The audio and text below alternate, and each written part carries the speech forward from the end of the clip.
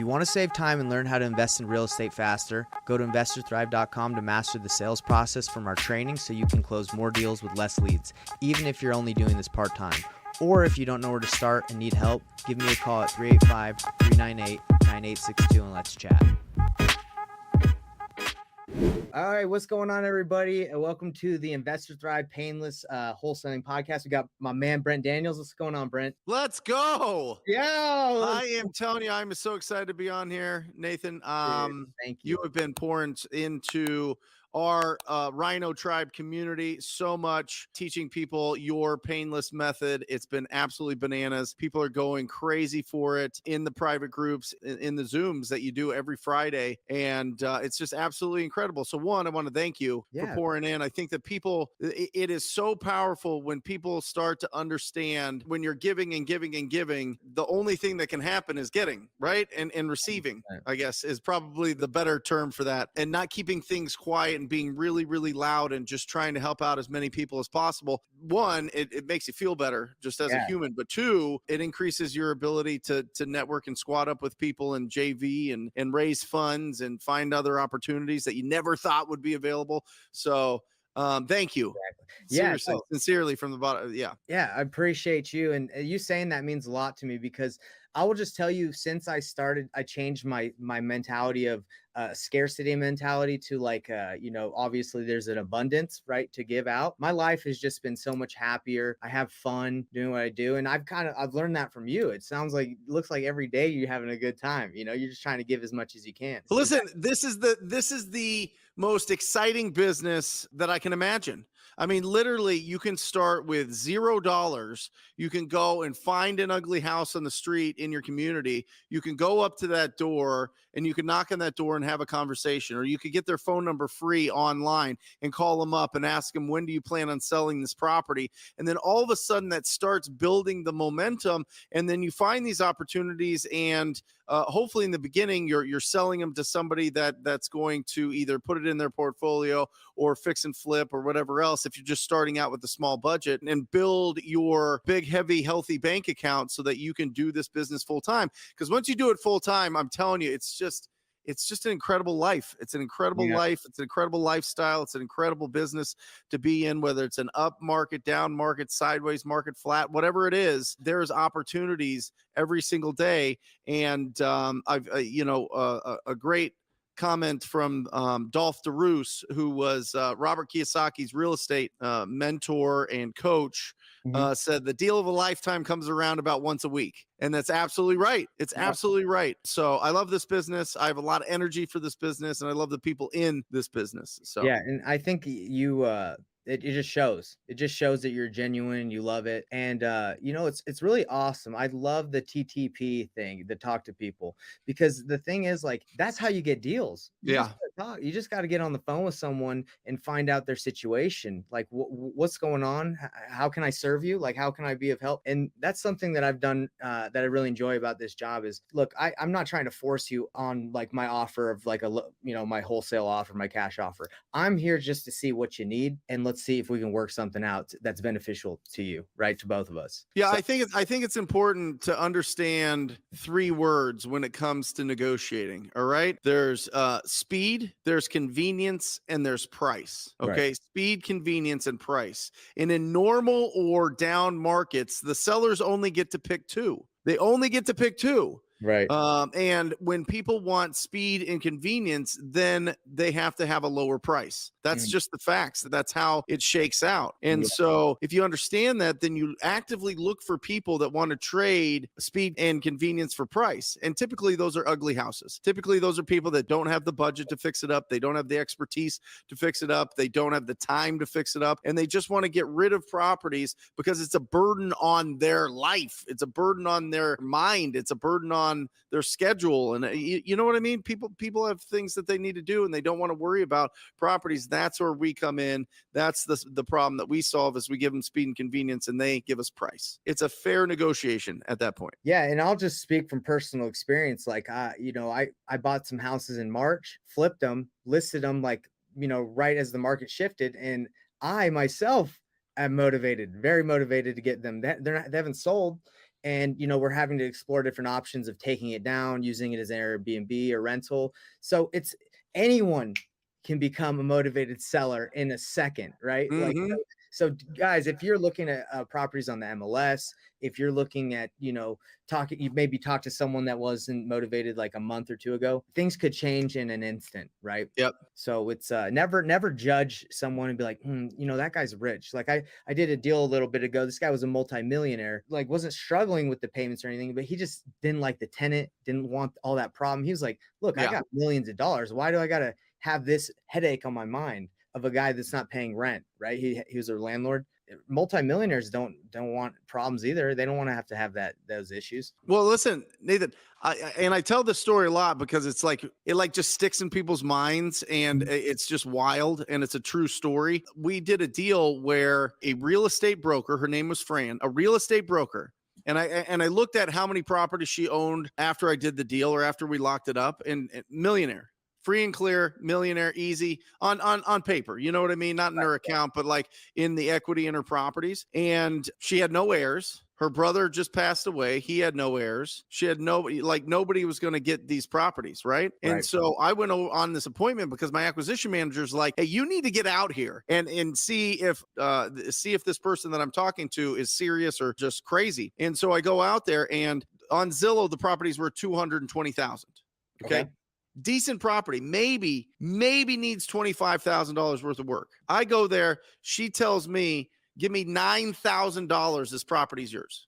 Dude, no way. $9,000. Independently wealthy person, Right, right. broker for over 20 years. I said, listen, what do you think this property sells for in the market? She says 200,000, no problem. I Mhm, said, why are you giving me $191,000 worth of equity? She goes, mhm. oh, honey, I just want you to win. I just want you to get a really good deal. Yeah. And I want to sell it to a real estate investor. I don't want to put it on the market. And I just want you to win. Are That was you kidding me? that's the ultimate go-giver. Right? No, but I mean, like, you think about that and you think about, okay, I got it for 9,000. I sold it for 176,000 in 10 minutes, Mm, right? Like, yeah, that was from one conversation that I had. yeah. That's from one call that we made. We drove for dollars in that neighborhood, saw that property. It looked dated, not bad, but dated. And Mhm. we called her up, and now we're at this opportunity. And normally we would think to ourselves, nobody would sell that. No, Right. nobody would do that. Why wouldn't she just get the 200,000? Why wouldn't she just take all that money and do something with it? She didn't want to. Yeah, She exactly. didn't want to.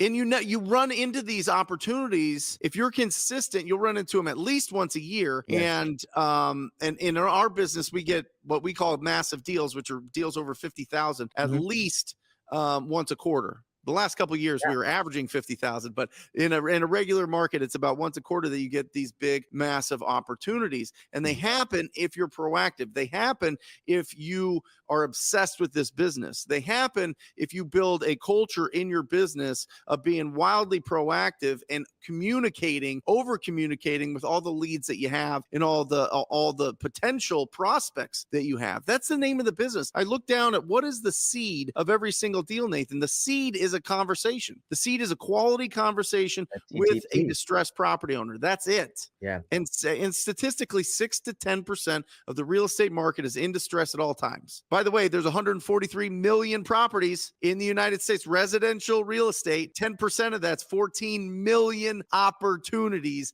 every single year at all times. Go get it. Everyone can go get it. You know what I really enjoy about that story is you had the yeah, I guess then not I don't know if it's so much integrity, but you said, "Hey, look, like you're giving me a great deal." Why you basically asked her like why, right? And Yeah. some I feel like some other people would probably be like, "Oh, maybe she doesn't know what this is worth. Let me just, lock it up." But you went out and just said, "Hey, look, you're giving me a great deal. What's going on here?" And I think that might have established some amazing rapport as well, right? Just to see, Yeah. hey, Well, Nathan, you know as well as I do, like you can make all the money in the world, but if you don't sleep at night, your life is miserable. right.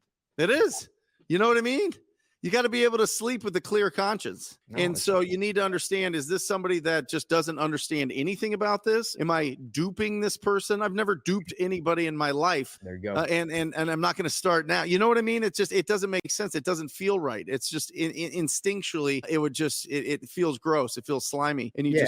you don't mess with that. So you try to be, well, listen, we're truth tellers and truth seekers. That's Mhm. all that we are. You know what I mean? So we go in and we ask really good questions to understand what is, can I help solve the problem here? Can I actually provide value to this person? And if Mhm. you can't, then you either move on or you refer them to somebody that can. Yeah, and honestly, like, if you just whoever would have, if someone else would have worked that deal and not said anything, imagine the anxiety that you would feel waiting to get to the close table. You might be like, "Oh, someone might give her a better offer. I better hurry up." But no, you're like, "Hey, you both were on the same page. You took it all the way, and I you talked to her attorney. I talked to her priest. Yeah, I mean, go." because there wasn't any family and she was older. And so, I mean, she was all there. I mean, she was very smart and knew what she was doing, obviously. But yeah, you trust but verify for sure on situations where there's no heirs. But yeah, it's important to do those things. That's Just awesome. doesn't make sense. Doesn't make sense to go out and try to convince anybody. One, it doesn't work. You can't Yeah, convince anybody. We're deal finders, not deal creators. And that's that right. took me a long time to figure out, because I tried to Yeah, force, the square peg into the round hole a lot, yeah, and it doesn't work. We're no. deal finders, not deal creators. And if you talk to enough people, you're going to find those deals. Yeah, exactly. Because Yeah. I came from the door-to-door industry where you basically almost have to like force your way into the house and close them there. Because of the think about it, you're never going to talk to them again. So I came into that thinking that's how this business worked, and it's the exact opposite. This is a consulting chat. Find out what they need and present options, and then they decide. They decide. And there's honestly nothing more satisfying to me than to present their options and then them decide what makes sense, and it helps both of us, right? It's fun. It's fun. Yeah. I mean, it takes typically about 30 days to close. You're not going to keep people involved in the transaction for 30 days if they don't want to be involved. So you really have to pre-qualify. You Mhm. really have to understand what their goal is with the property, and then you put together the price and terms. And then the last part of negotiating is, do they trust you? So you Right. got price, terms, and you are the three parts of negotiating, and you need to make sure all of those are in alignment with their goals, or they're going to get wiggly and they're going to Yeah. cancel and they're going to disappear and they're going to ghost you and they're not going to show up for closing. So yeah, it's a nice kind of safety net to make sure that we're doing all the right things, and Yeah. that real people that build skills in this business and build a company around the skills of serving people that own these distressed properties, that's who wins. That's who wins when the market shifts, Yeah. right? I mean, No. it's been cool. It's been real easy selling deals the last couple of years, but when the tide goes out, it exposes a lot of things. And if you don't have skills, if you don't have the skills of effective communication, if you don't have skills of pre-qualifying, if you don't have skills of lead follow-up, if you don't have the skills of an offer presentation, and then taking that deal all the way to close, you're not going to survive in this business. So learn those Exactly. skills, and you're going to feel bulletproof, and you're going to feel very confident. You're not going to worry about what's going on in the news or what's going on in the economy. You just worry about what you can do. And that's the important thing. And I think also, Nathan, when you build skills, people can't take those away from you, right? Mm-mm. You could get a divorce, lose half of what you have, right? Or whatever, even more. You could get That's right. sick, and things happen. You can get injured and things happen, right? You can make a bad investment and get crushed, but you're not crushed for long if you have skills. That's the important thing. And we've been living in a world where real estate didn't really require a lot of skills. It just required getting a property under contract and selling it to the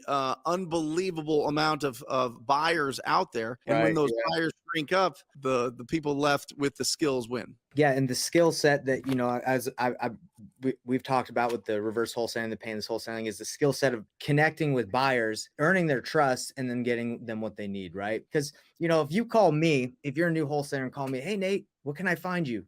I might not have the time or the energy to just tell you exactly what I want. So you got to kind of gain that trust, provide value, right? Show them that you're capable. 100%. So Brent, we went and started ripping into this podcast, and I love it. That's just the energy we both bring to this industry and like how much we love it. But I kind of wanted to ask you Yeah. about the origin, like, because I've seen you around when I first got into wholesaling. I saw you, doing your thing, and my thought was, how did you get your start? So that's kind of what we want to dive into. Is that okay? Yeah, absolutely. So I think as all of us entrepreneurs have like a weird seed in our brain where we want control. And I Mm, think that most of us probably have a problem with authority or being told what to do. Honestly, right. I honestly think that, and I think that that stems just from my childhood. Every night, my parents, we'd say our prayers. They'd Mhm. tuck me into bed, and they'd say, "You're the best, Brent," and I'd have to say, "In the whole wide world," right? And I think that Wow. just like the confidence that I had and just kind of like feeling maybe it's a firstborn thing. I don't know. I Mhm. don't know, psychologically where it stems from. But my parents had a rule: you could work or you could play sports. And Okay. so I was pretty good at sports growing up. And so I never had a job. And so I'm in college. I have a What scholarship did for you play, by football. the way? Oh, football? What's that? Football. What did you play? Was it, I think you said football? Football, yeah, yeah. I Okay. played football at Northern Arizona University, and Wow. great time. It was fantastic. But as you're 2021, you're like, okay, college is going to be over. Mhm. This thing's basically just kind of training me to get like to be good at a resume and to be good at like a cog in the wheel. And it just I never was interested in it. My brain would literally just shut off. So Right. I was like kind of just floating out there. And my best friend Mike Mahoney, who was in the hall down the way here, works in my company. Amazing. You know Mike, yeah. Love that. He Mike's a gave great me guy. his dad gave him Rich Dad Poor Dad, and he Mhm. gave it to me. And I read that, and my mushy brain was changed forever. And I was like, that makes sense, right? Like rich dad owns businesses, poor dad works for other people. Okay, well, I'll own a business. And I was like, well, how do you do that? So I was like, well, I guess I'll get my real estate license. That's what you have to Mhm. do when it's 2003. And so I went to real estate school during the summer of college, and I passed the test and I got my license. And right out of college, I became a real estate agent. Wow. And fortunately for me, it was 2004-05. It was fantastic. Mhm. And I was, right out of college helping friends and family sell their house. But that's not what I wanted to do, right? I wanted to be an investor. I wanted to own the assets. I wanted to have a big portfolio. I wanted to, find these incredible deals that, these books were talking about. And I just didn't know how that was because Rich Dad Poor Dad is fundamentally just the most impactful book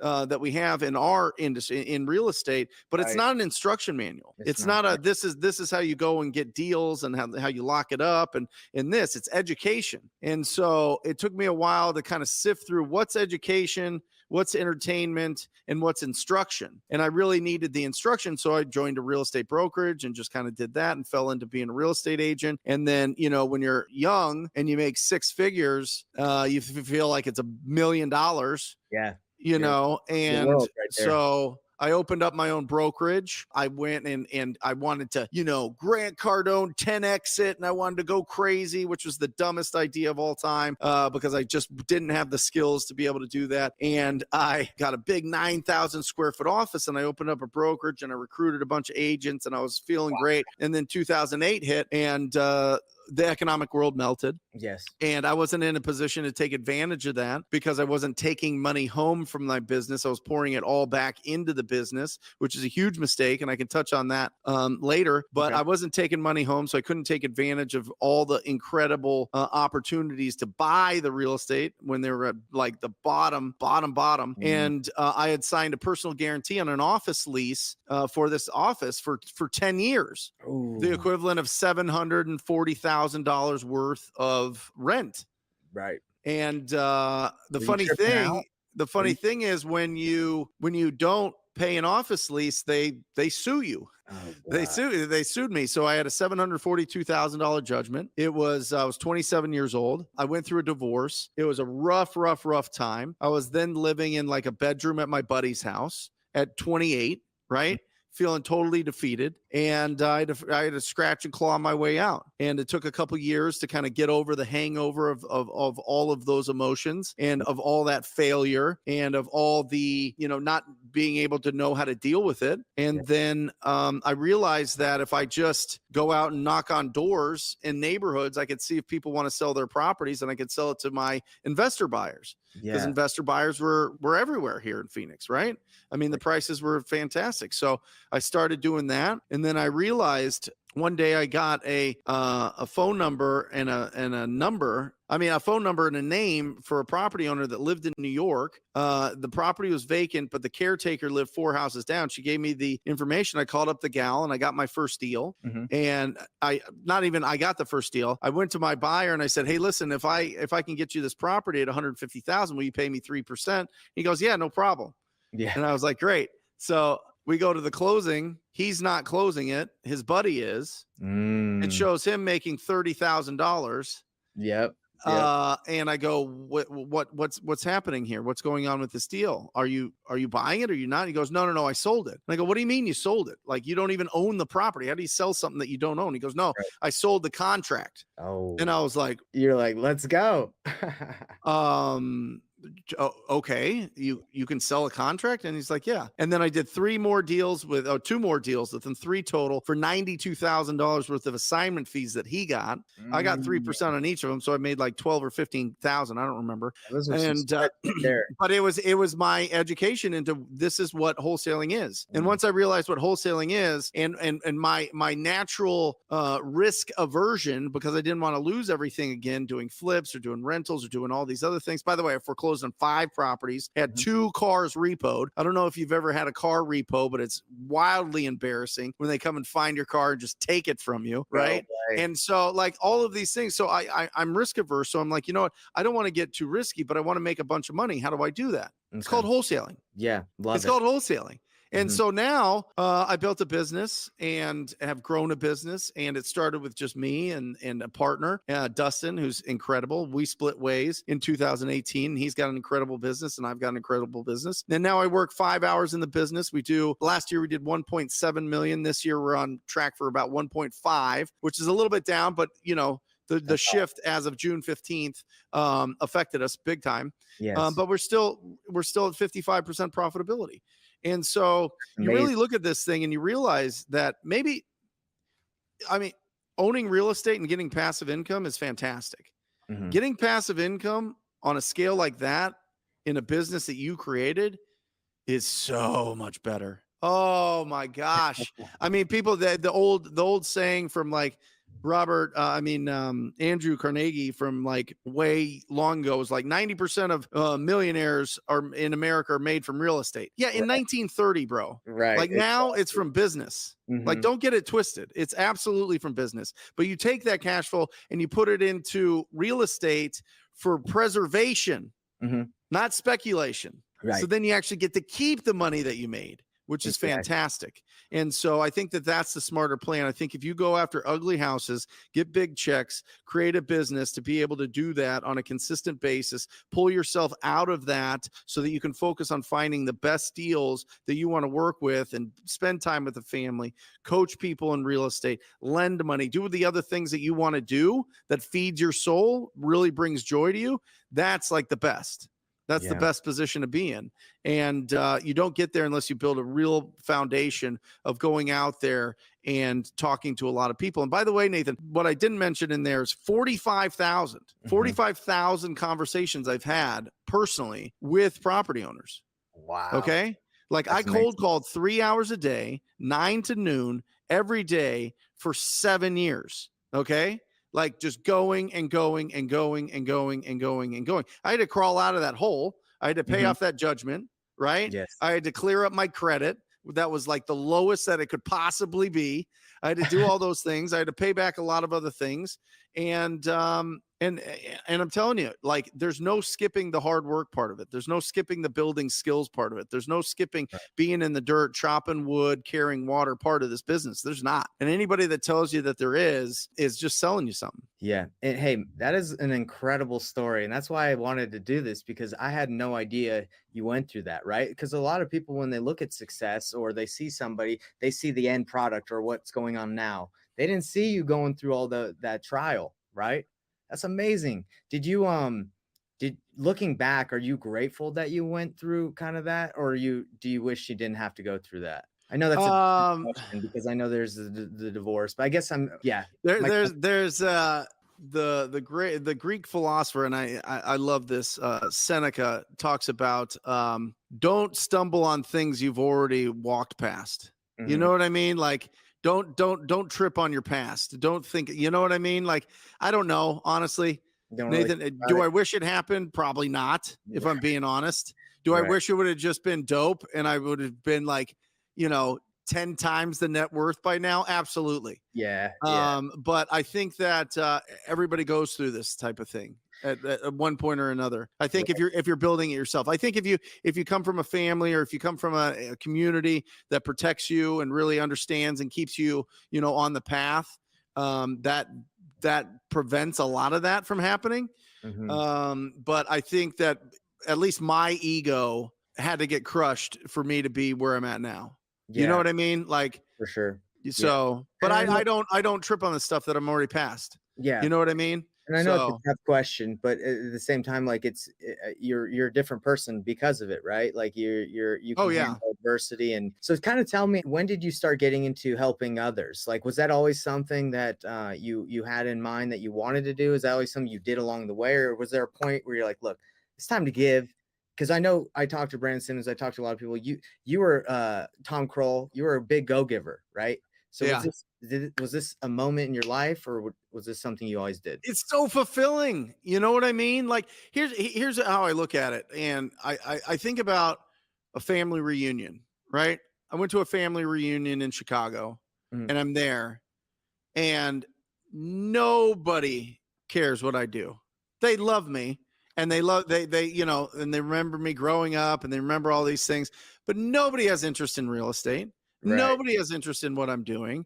They're not knocking on you know what I mean? So the people that come into my world that are similar to me, that have read Rich Dad Poor Dad, that it's Mhm. changed them. Like, to me, I feel like we're on the same frequency. You know what I mean? It sounds kind of weird and hokey or whatever else, but I really do. So it's like, okay, there's somebody that's on the same frequency as you. They're interested in this. They're obsessed with the same things you are. Like, let's connect. Like, let's all like let's go fast. Let's go really far with this thing, as far as we can. So I think that thing really, I think it's natural. It just has to come out. You Okay. know what I mean? And I always had coaches. I've always had coaches. Again, from a childhood of playing sports and growing up, I always wanted to be a coach. I always thought that was incredible. I always had a lot of respect and love for the coaches that I had, and they changed me. So that was always something that was interesting. Awesome. And So so I got the best of both worlds. I get to talk about the thing that I absolutely love, and I got to be around people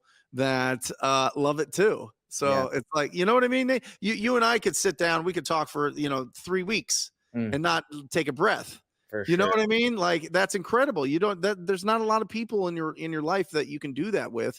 And when you find a tribe of people that you can do that with, you got to pour into it as much as you can. And one thing I really loved about meeting you and chatting with you is the amount of support that your coaching gives. It's amazing because I've Yeah. done coaching left and right since I started too, because I enjoy it. I always look at like what can I give, and also the community, right? And you showed me what your community gets, and it's honestly absolutely mind blowing what It's they get. bananas. Yeah. It's bananas. Was there a point where you were like, "Hey, let's turn this thing up full notch and give as much support," or was it always like that? Yeah, no, I mean, I've always given out my phone number to anybody that's in my coaching. I always have a personal relationship with everybody that's in there, and that might sound crazy, but it's the truth. But the what I found is, we test things, and it's like, do you want to work one on one with Brent? Okay, great. You get this response. Do you want to join the most proactive community in real estate investing? Yeah, it's pretty People cool. want to belong to a tribe, and I think that it's important to. I do. Yeah, You know what I mean? Like, the thought of doing this like in your house with like alone, yeah, it's impossible. I think it would be impossible for me. It yeah. would be impossible Agreed. for me to be able to just sit there and just do it alone. I'd have to be around other people doing it. And I think that that's the reason why I had business partners early on, is Right. because I needed that. But the fact about business partners is it never lasts. It just never lasts. I You just you found grow up. that out. Somebody ends up doing a majority of the hunting, and the other people do the gathering. But you find out that the hunting is really where the money's made. The gathering is just transaction. The gathering is something that you could hire somebody for Right. $20 an hour. So yeah, so I think that just having a community of people that aren't like taking a slice of your deal, but they're like involved, unless you do some sort of, joint venture or partnership type of agreement with them. But Right. for the most part, we're like, hey, go out and sell your own deal, make all your money, like keep all the money that you can. We'll support you along the way. I love it. And it's been incredible. Yeah, I love it. And Yeah. about the business partner thing, also started with a business partner what I love, and but recently we just split just because it's like, look, we've come to a point where we were supporting each other when we were noobs, but now we've come to a point where we don't really need each other. Right. And the split was it was easy, right? But it is interesting that Tom Kroll, I talked to you about it. It's like business partnerships, they don't last. When I started mine, I thought it was going to be forever, Yeah. right? Yep. It's interesting how it works that way. So the community is almost like a business partnership, but you're not giving away 50% of your deal It's even some. better. It's even better because I mean, one person cheerleading for you is phenomenal, and really, you only need one. Mhm. But when you have hundreds Yeah, cheering for your success, helping you out, supporting you, responding, like being around you, that it just changes. It gives you more confidence. And I think that once you have that confidence and then you just pour in the action on top of it, you can't lose. You literally can't lose. If you exactly. talk to enough people with confidence about selling their property, you're going to win massively, Right. massively, and quickly. I mean, relatively quickly. You know what I mean? As opposed to other businesses. So Exactly. it's great. Well, Brent, I mean, like you said, we could be talking for 3 weeks, but I've had an awesome time chatting with you. I really appreciate you letting me come into your community and trusting me in order to be able to kind of give back a little bit. So thank you for that. And I do have some people as we are live. They have some questions. Can I Yeah, ask a question? let's do it. So I got Michelle here saying she's happy that she caught this live and she's brand new to wholesaling and she has not done her first deal yet.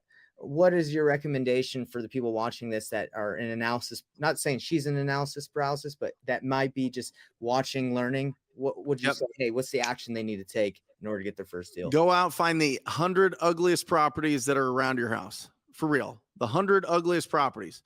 Go to batchskiptracing.com Hmm. and plug them in and get the phone numbers for those people and then call them up. And if you don't know what to say, we have everything, every resource you could possibly want at TTP Insider, like talk to people, ttpinsider.com. Download that so that you have, the scaffolding of the conversation, the skeleton of the conversation, and then you're going to feel confident and then just call them up and then just start having those conversations. But it starts with you need to step out of the comfort zone and make a call to somebody. And if you're not comfortable with that, find somebody in your market that you could squad up with, and then you call one person, I'll call one person. You call, you know what I mean? Like all of a sudden that's like, okay, if somebody's doing it with me, it's a little bit easier. Michelle, I'm sure that you're gangster. You could just pick up the phone and call anybody, but I'm talking to anybody else that like has some apprehension on picking up the phone, and that phone feels like it's 400 pounds, and you're just kind of like, oh man, I'm so scared that they're going to reject me, or they're going to be mean, or they're going to be mad, or whatever else. Remember, your vocal first impression matters, and you need that to be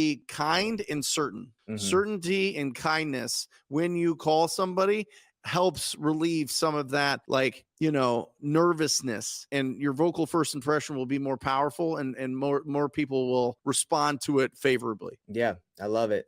And Brent, what I love doing, so I go live, like I was telling you, I go live every day in my Facebook group. Yeah, I like calling people and then having everyone watch and being critiqued, right? Because I'm not perfect. I believe I'm really good on the phone, but it's kind of fun to do it while people are watching because it's like you got a support group, right?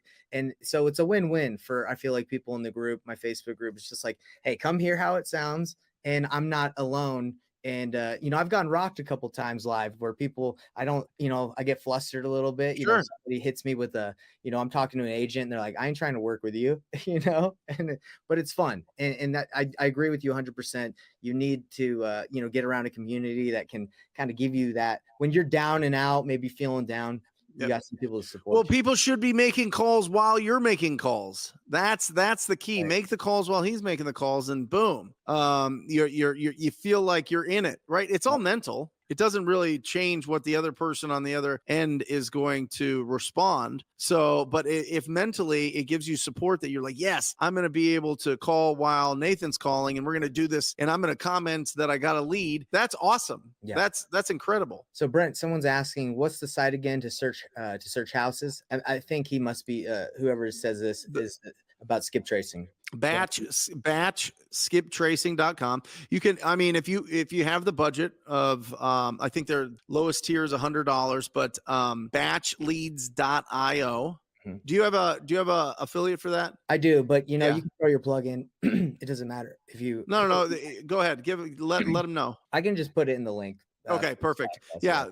So Nathan will put it in the link there. Just go to that site. You could pull your lists. You could pull all the comparables. You could find out if it's vacant or occupied. You can find out how long they've owned it. You can understand how much they owe in that property. That's You can amazing. look at, all the cash buyers that are working in that area. I mean, truly, it's the most powerful tool that we have in real estate is batch leads. Yeah, So great. I would check that out. Awesome, Yeah, awesome. it's a must-have for anybody that's really serious and really wants to go out there and find fantastic deals. Agreed, agreed, Yeah. and it's really cool they've upgraded it where you can drive for dollars and, through Oh, it, and you could drive for dollars through Google Maps, find an ugly house, press a button, and the phone number's right there, and you could press another button, and with 2 clicks, and it's calling them. yeah. It's calling them, Yeah, and and you guys, could just have a conversation with them on your Bluetooth through your computer. and it's Bananas. exciting. Yeah, it's exciting and it's fun, right? Like let's talk to someone that, has a property that looks distressed, and we can ask them about it. If they're like, "Hey, no, don't call me. I like my house the way it is." Great, on to the next, right? Yeah. No problem. Cool. Well, Brent, you've dropped a lot of golden nuggets for us. You've helped out a lot of people, and I've got a lot of people saying thank you. Do you have one golden nugget you want to leave with people before we end? Anything you want to say that you feel like you want to leave people with? Yeah, I mean, listen, it all comes down to talking to people, guys. I mean, there's no way around it. In this, if you want to build a long lasting business, you got to put in the work, build the skills, and the skills come from the action. Remember, a lot of people get stuck in education, and people think that education plus action equals results. That is the wrong equation. All Mhm. right. It is the results. I'm sorry, the action plus the results equals your education. Seriously, that's the difference. Yeah. Getting stuck in the education loop does not provide value. It might make you feel good, but it's not going to make you profitable. You have to go out there. And that's why I say the dumbest people make the most money in this business. And what I mean by that is this isn't theory to them. Yeah. This is real life. This is going out. This isn't being a professor in a college. This is being out in the streets building a real business, right? So don't get stuck in the education loop and just go out there and proactively talk to owners of properties, owners of ugly properties. That's it. Yeah. That's the whole business. Once you get that down, you're going to start, you're going to realize every single step in the process. And listen, there's enough content out there to walk you through every single part of a transaction, but it Yes. doesn't matter if you don't have a deal. It Yeah. doesn't matter if you don't have a lead. It doesn't matter if you don't have a prospect. So we all know that there's ugly properties out there. Go find them, go get their phone number, call Mhm. them up, and that's how you build the skills. And that's all you got to focus on. Everything else doesn't matter. Learning the value of a property, it doesn't matter. That's easy. You could do that on one YouTube video. Easy. 50% of Zillow. Keep it as simple as That's that. it. That's it. I mean, it all starts with building up your confidence and being able to go out there and effectively help people out that are in stress. I So love it. talk to people. Yeah, and the thing that I have to say about that, about talking to people, is like if you look at anybody's business that's not successful, if you look at their KPIs and what their actions are, they're probably just not talking to enough people. That's what That's it. it comes down to, right? They're That's not it. doing enough, not enough action. Well, That's Brent, it. hey, it's been a pleasure. It's been an honor to have you on here. Thanks for again letting me be inside the community and help out. And we'll catch you next time. Awesome. Thank you, Nathan. It's an honor. I love all you guys. Go Yep. out there and find a deal. Talk to somebody. If you've never made a call today, call one person. That's right. Let's do it. Yeah. And join my group if you want to see me call people, because I'll do it all day. Give me a number. I'll call them right now. All right, guys. Catch you later. See ya.